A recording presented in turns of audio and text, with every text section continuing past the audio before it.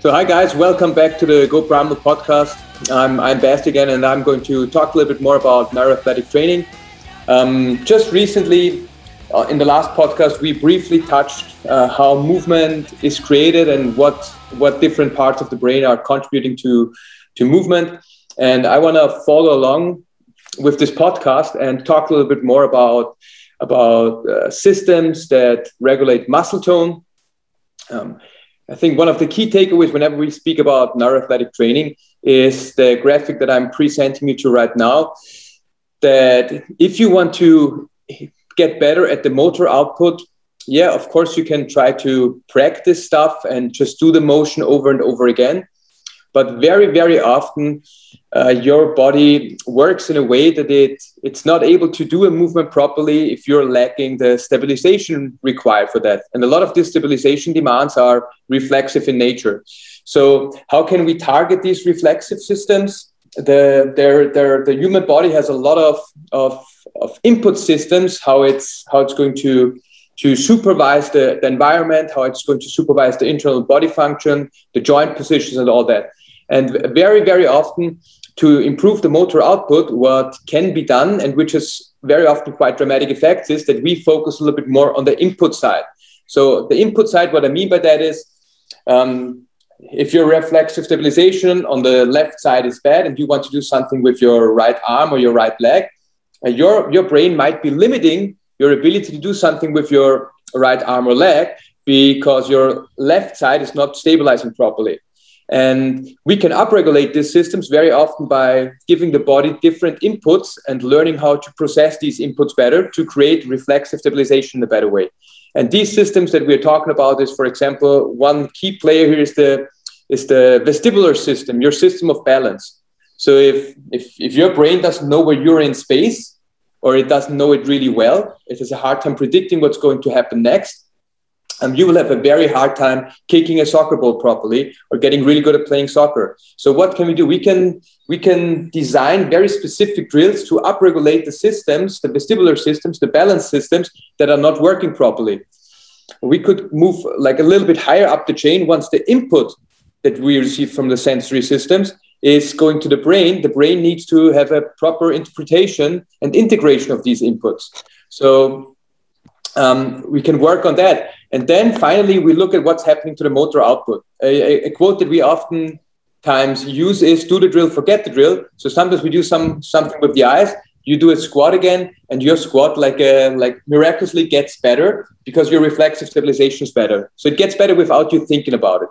So I think this is the common tenet under which neuroathletic training has to be seen. We are going to work a lot on the input side and see how the input that we provide to the brain and the interpretation of that input is creating a different motor output. That could mean for us as CrossFitters, could mean more weight in a squat, better movement patterns in a squat pattern, more deadlifting, better technique on a couple of movements that we're doing. If you think about going under in the snatch, if our organs that measure vertical displacement are not working properly or vertical acceleration are not working properly, it will be very hard for you to go up quick and go down quick. So that might be limiting your capacity in the snatch. So this is like the general theme. And what we've been talking last time about is there are 4 parts of the brain that regulate or that have an influence. They don't regulate, they have an influence on your muscle tone. So when we speak about muscle tone, we have flexor muscles, and for your brain, it's very simple. The flexor muscles are the muscles at the front of your body. For example, my bicep, it's like an arm flexor. If I look at my lat, it's an arm extensor. It's a muscle that attaches to the back of the body. It puts something into extension. All the muscles that extend my spine, they are extensor muscles. All the muscles that pull me forward are flexor muscles. So we have 4 systems that kind of influence the muscle tone of flexors and extensors. And so we have the midbrain. It's at the very top of the brainstem. It's a fairly old part of the brain. And the medulla, they're influencing the tone of the flexor muscles. So they're influencing the tone of the biceps, for example. They're influencing the tone of the hip flexors, of the like all the muscles basically that essentially put the body in a flexed position. And then on the other hand, there are 2 systems or 2 to areas in the brain that help with creating more extensor tone.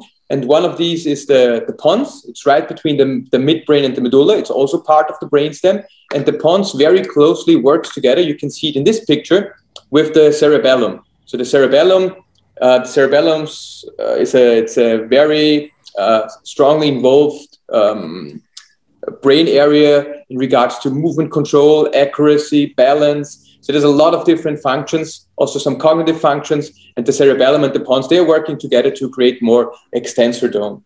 And what's cool about neuroathletic training is if we know how to upregulate any of these areas, we can see quite dramatic changes in movement function. So today I said we're going to focus a little bit on the midbrain, and the midbrain, for today's sake, what we're looking for, what the midbrain is doing is it has a lot of different functions, but movement-wise, it's your ability to flex forward. So like what issues might be arising? I just recently worked with a couple of people. One thing that we often run into is people that have a very hard time bending over and trying to put their fingers down to the ground. With the straight legs. With straight legs, yeah. So one of the reasons that this might be the case is that they have poor flexor tone, or they have more extensor tone than flexor tone. So if all the muscles at my backside have a super high tone, so they're a little bit more engaged, I will have a fairly hard time bending over because these muscles at the back, they essentially don't allow me to do that. So there are a couple of ways to fix it. I could work on decreasing the extensor tone, but I could also work on increasing the flexor tone of my flexor muscles. And so how can we figure out if the midbrain is not doing its job properly? Like directly, if you have a partner, there's a super easy test that you can do is you can go into I'll show this here at my bench now. So it's creating flexor tone. Like a super easy thing to do is you're sitting up, your partner's putting one hand on like just below the knees, one hand just across the chest, and he's trying to push you apart. If you have decent flexor tone and all these systems are regulated properly, there shouldn't be any way that your partner is being able to push you apart. So your abdominal and your flexor muscles, the hip flexors, the abdominal muscles, they should be strong enough to support you in this position. So you're just basically crossing your arms, yes, bending your legs, and then holding that position, and then somebody's trying to pull you back. Push you apart. Push you apart, exactly. Yeah, okay. Yeah, so I'm like in this position as the one that's getting tested. My partner is like in this position, and he's pushing apart and trying to separate the shoulders from the knees. But needs to be similar strength. If you do it with with a 45 kilos girl, I guess you will always be able to separate that person. I mean, of course, there's some kind of weight difference, but what you'll very quickly see is if you have somebody with a midbrain that's not working properly, that they're almost not able to generate any tension. So when you do this drill, what I recommend that you do is you just put your hands there. Your partner is creating force against your hands, then you're slowly trying to push apart. Okay. And what you'll see with people that have an issue there is that they have a very hard time engaging the right musculature. So it seems like they're not offering real resistance to it. Even super strong people. So I've done this just recently with a fairly good CrossFit lady, and like she was not able to hold that on one side properly, even though on the other side she was more than strong enough to easily hold that position. And what is she having in CrossFit because of that? Because of this disproportion or whatever you call it? What issues was she having in CrossFit in terms, the form in the squatting or the snatching, whatever? Yeah, essentially she had a weight shift in the squat and issues with her squatting. She had a very much we call it a stripper squat, where she's raising her butt a little bit early in the bottom position. So when she was coming up out of the squat, once she was leaning very far forward, and she always did like this, butt up and then hips forward. And there was quite a bit of a weight shift in her movement to one side. Yeah. So I was checking a couple of things. One of them was the midbrain, and the midbrain was not doing its let's say its job properly. And we found that she had quite a bit of loss of flexor tone in one side of her body. So you always have to think when you think about the brain, is it has one side, or like your left side is controlling voluntary motion on the right side, your right side is controlling voluntary motion on the left side, the cortex. And then there's a couple of systems, and most of these systems that are at work, they only always work on one side of the body, not on both sides at the same time. And it's the same with the midbrain. You have a left and a right midbrain, and the left midbrain is like doing like reflexive stabilization for the other side of the body. So it's like a contralateral thing. So my left is creating reflexive stabilization for my right side. And that's what we most often see, is either same side stability or the other side is being stabilized. Yeah. So, did you give her some kind of routine to fix this, or how will it look, the routine that she will have to do? So I think what most people are familiar with is Kelly Starrett's work in CrossFit. He wrote the Supple Leopard, and he ran Mobility Watt. I think now he's using some other kind of app and system, but he became famous with running Mobility Watt. And I think one of the things that he said that I really always enjoyed is the protocol that he used is test retest. And one of the things that are pretty amazing about the nervous system is that you don't need to roll 3 minutes on a foam roll to get a result. You can do like a drill for your eyes for 30 seconds and see an impact on your movement. So if the midbrain is actually causing your muscle tone for the flexors to be weak, I'll do an eye drill with you, and suddenly 30 seconds later, without like touching any extension, like without using any muscles, you suddenly can touch the ground.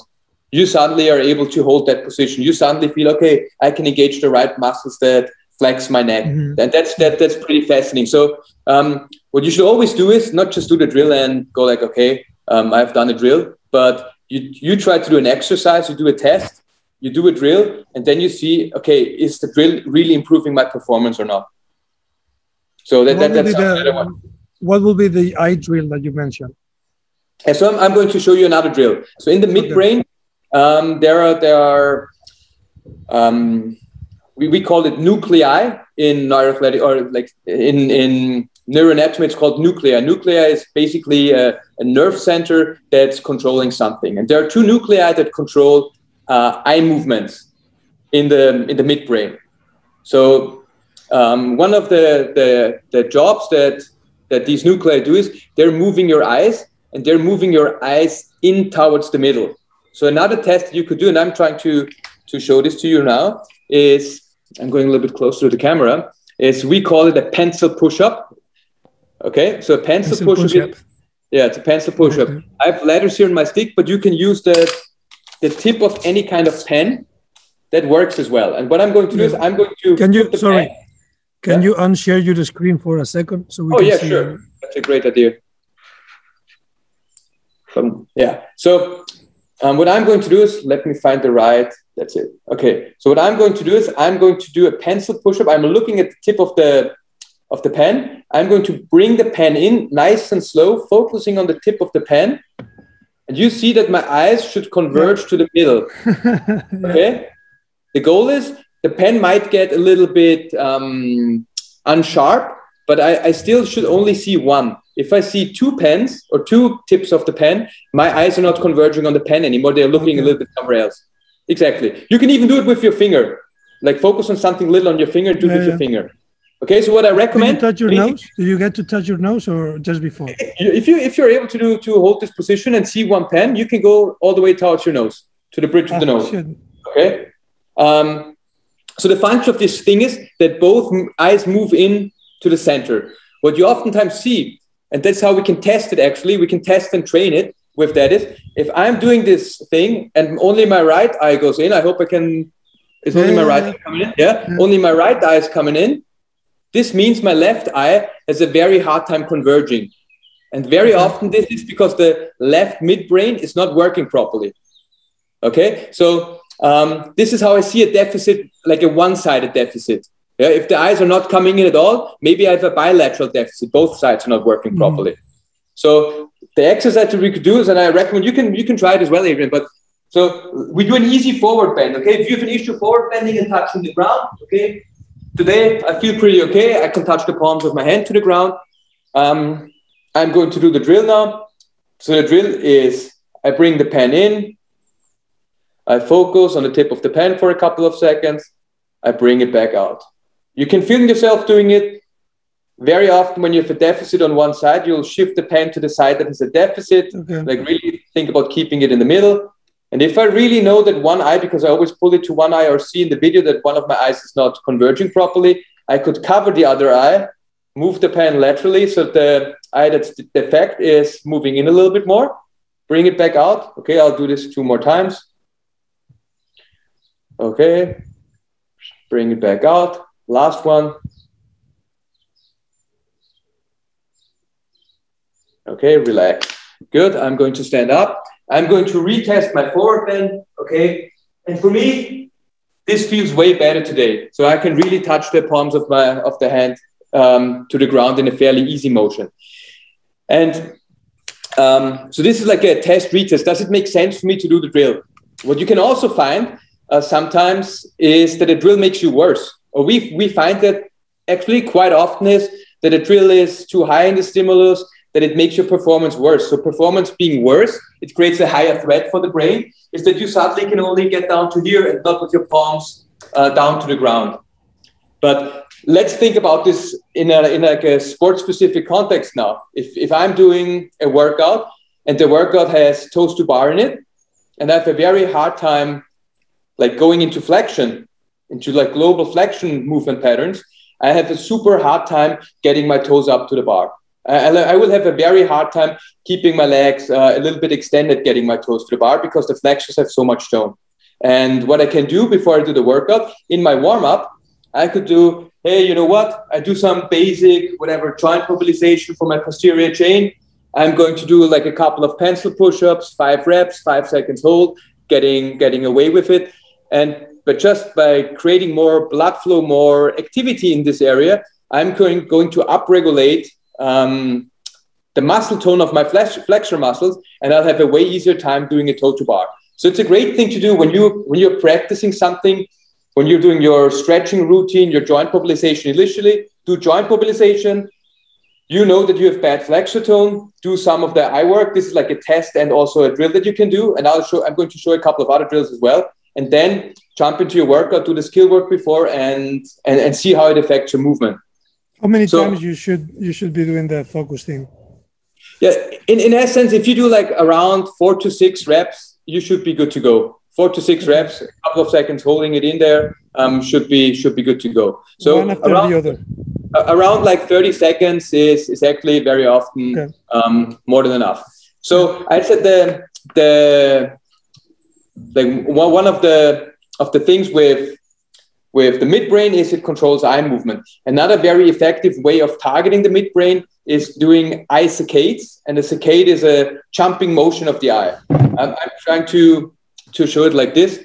So I'll put a visual target just below my camera, and I hope you can see my eyes now.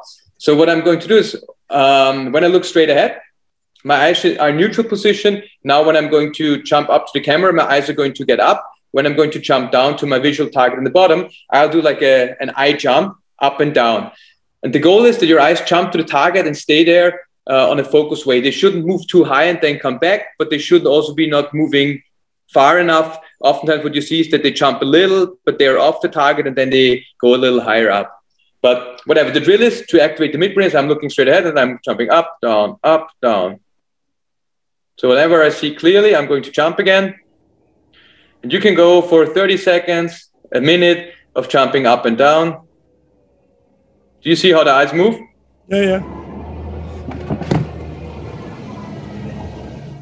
Okay, so when I've done this, maybe a little bit low, I'm going to retest again. Is there any positive? Yeah, that feels even a little better. Is there any positive sign that I see in my movement later on? So vertical eye jumps are a great way of increasing midbrain activity as well. And then there's some other weird things that you could do for the midbrain as well. For example, one thing is it regulates your arm swing, especially the part where the arm comes forward. So you could grab your Go Primal protein shaker, fill it with water, and when you walk, you let your arm swing, and whenever you come to the front, you're going to squeeze the shaker and engage your flexor muscles a little bit. This is also a great way of activating that same area, and create a little bit more flexor tone on that side. What's actually super important as well, as I said, all these or most systems have a right and a left side. If you want to have more activation of your right side flexors, you need to work on your left midbrain. If you want to have more activation of your left flexors, you need to work with your right midbrain. So this system crosses over. So if muscle testing, okay, you see that when you do like a pull-up and of course, it's more like an extensor-based thing, but you pull more where you feel one of your muscles, let's say your biceps is engaging more on one side. Mm-hmm. Let's say my right side. And I feel when I test this muscle that this muscle is actually super weak. I could go, whatever, yeah, this muscle for sure, it's my non-dominant hand. This muscle is weaker. I'll do a couple more bicep curls. What you very often see is that the bicep curl has no carryover to your movement pattern. And what you could do instead is that you say, okay, it's my left biceps. I need to work on my right midbrain. I'll do some isoccades, vertical isoccades, like jumping up and down, 30 seconds on my right side, with my right eye. And then I'm going to recheck, is the flexor tone of my biceps better? Can I contract it better? So that these are very simple ways of oftentimes creating dramatic changes in people that have issues with the midbrain. I think I told you last time I was working with a former Olympic. Now I'm missing the name again. Like the stuff that they do at biathlon with the skis. The biathlon, yeah. Yeah. So like he always, since he was training, like his coaches told him, yeah, you know what, you need to stretch more. Yeah, and he, like his range of motion was about till here. Okay, and see, he sometimes had like some sciatic pain and stuff like that as well. We did like 2 or 3 drills for his left midbrain because it was his right side that didn't flex properly. Left midbrain, 2 or 3 of the drills that I just mentioned. And it was the first time since, I don't know, I think 25, 30 years that he could touch the floor again with his fingers without doing any stretching. And this is how powerful that is. If you have really a deficit in one of these areas, it can have dramatic changes in your motor output, how you move, by just addressing the system that's not working properly. Okay, that's pretty cool, actually. And what is the frequency that you should do it? I guess that you do it once and then you can see the direct effect. But if you want to keep having that effect forever, is it something that you do it, every time that you train as a warm-up or as a cool-down, or you do it 2-3 times per week? How normally is? That's an excellent question. So what I recommend to everybody is that you include it into every training session that you do. And if you, depending on the severity of dysfunction, because very often the system is mildly dysfunct, then it doesn't need to have so much engagement. Then you probably just do it 4 to 5 times every day and before your training or in your training. So you go like, okay, I have a midbrain. I'm going to stand somewhere, closing my eyes on the street, jumping up and down, waiting for the bus. It's a very easy thing to do. Yeah. Do this 30 times. Perfect. First thing done. Maybe you do it in the morning, brushing your teeth, you jump up and down. But it should be like a conscious effort, not just like passive doing it, but a conscious effort. It's like a stretching. You need to constantly do it, not just doing it. Okay, so is this for basically for having some... Let me say one more thing. If you have a pretty severe deficit in the system, you might need to have around 15 to 20 minutes a day, maybe with additional stacking. Like stacking means we create other stimuli that help to reinforce the stimulus that we're giving your brain. Oftentimes your brain, the neurons are not, or the neuron pools are not strong enough anymore. So the activation never reaches a certain threshold to keep it permanent. So oftentimes we need to have 15 minutes of dedicated work to really get the systems up working again.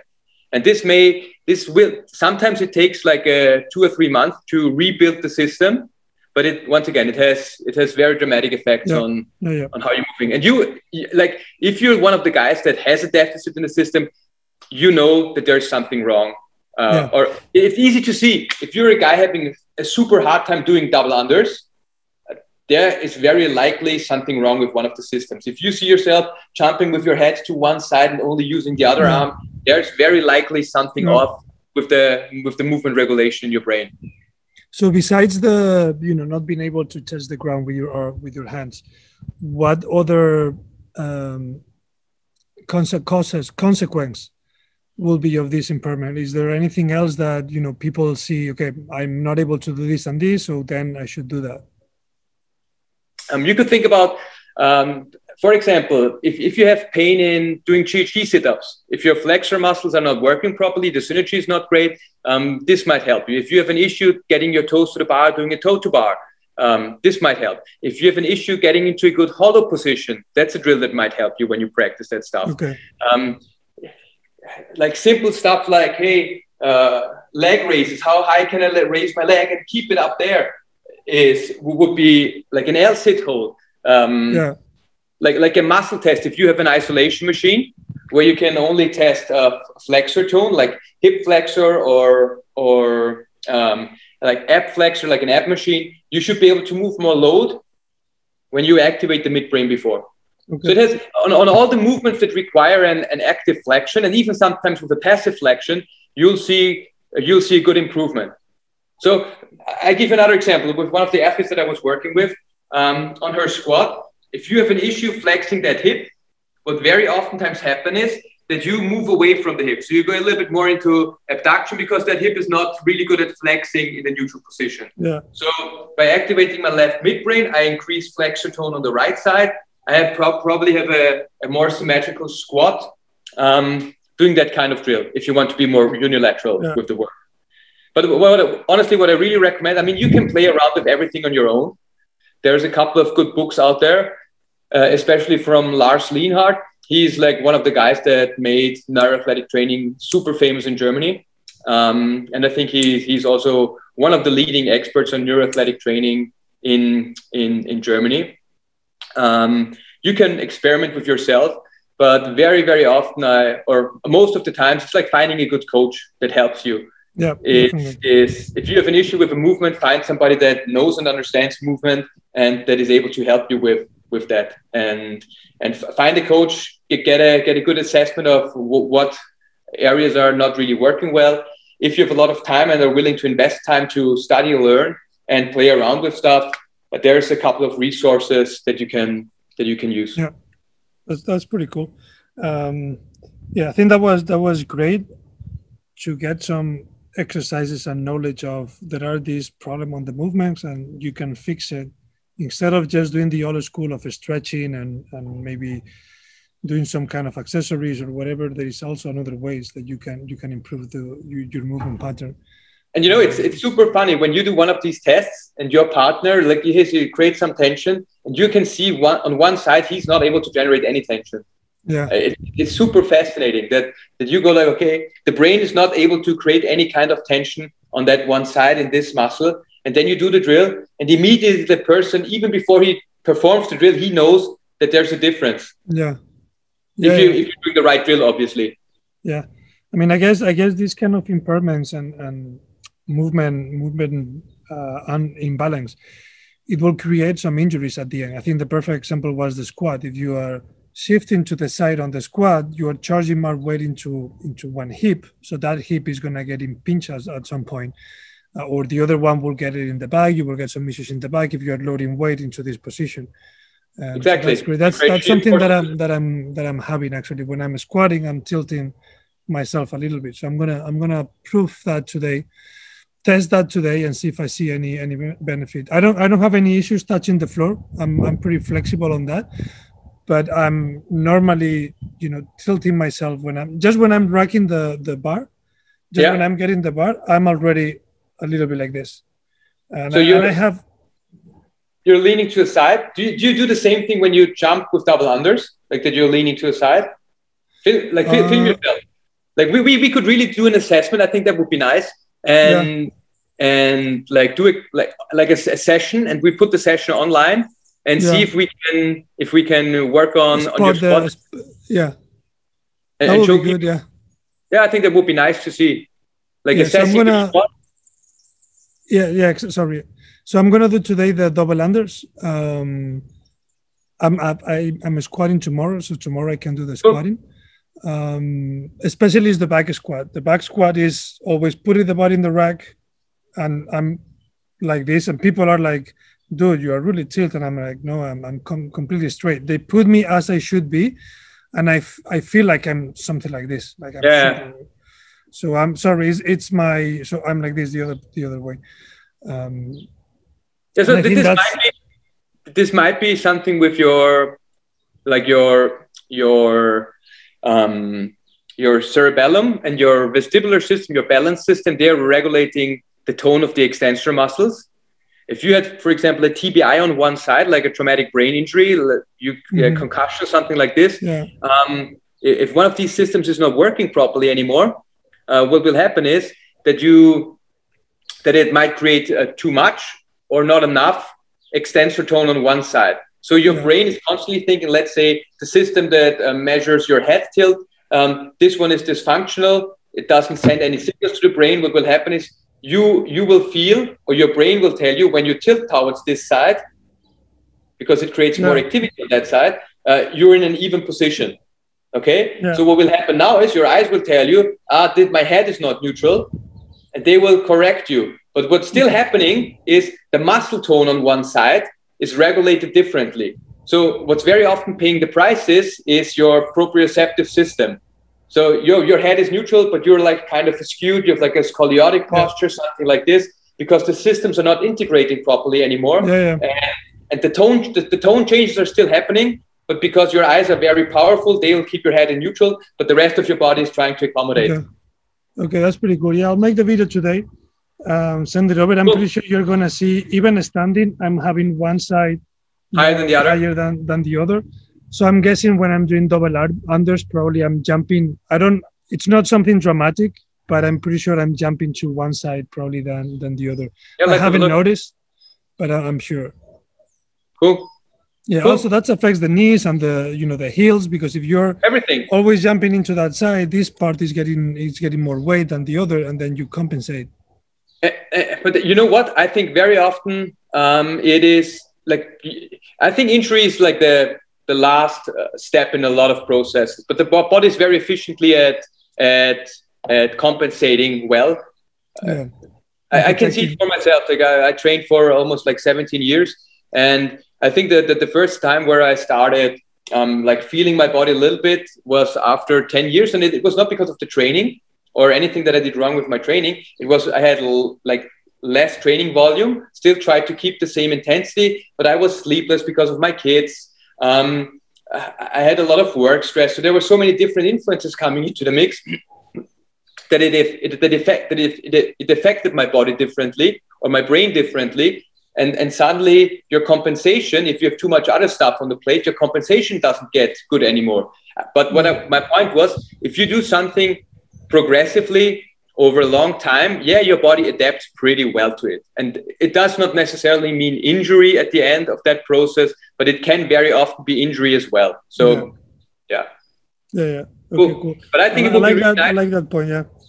But I think it would be really nice for our customers if we do like a real assessment with you in our online. It's not as effective as we do it when we do it in person, because it's hard to see for me to feel, to test your muscles and stuff like that.